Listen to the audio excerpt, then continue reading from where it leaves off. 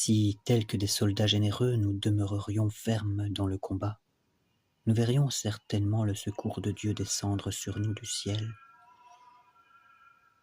car il est toujours prêt à aider ceux qui résistent et qui espèrent en sa grâce, et c'est lui qui nous donne des occasions de combattre afin de nous rendre victorieux. Si nous plaçons uniquement le progrès de la vie chrétienne dans les observances extérieures, notre dévotion sera de peu de durée. Mettons donc la cognée à la racine de l'arbre, afin que, dégagés de passion, nous possédions notre âme en paix. Si nous déracinions chaque année un seul vice, alors bientôt nous serions parfaits.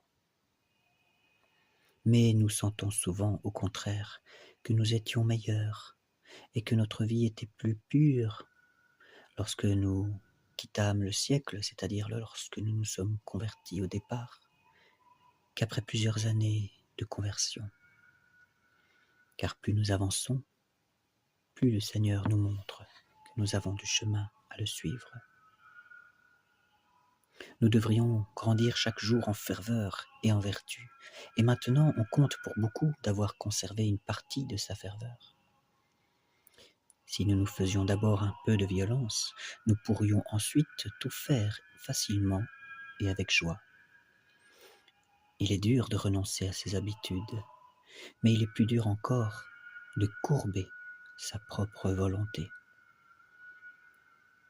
Cependant, si vous ne savez pas vous vaincre en des petites choses, comment remporterez-vous des victoires plus difficiles? Résistez dès le commencement à votre inclination au péché. Rompez sans aucun retard toute habitude mauvaise, de peur que peu à peu, elle ne vous engage dans de plus grandes difficultés. Il est plus difficile de s'en sortir lorsque nous sommes enfoncés plus profondément dans le mal. Or, si vous considériez quelle paix pour vous, quelle joie pour les autres, en vivant comme vous le devez, vous auriez, je crois, plus d'ardeur pour votre avancement spirituel.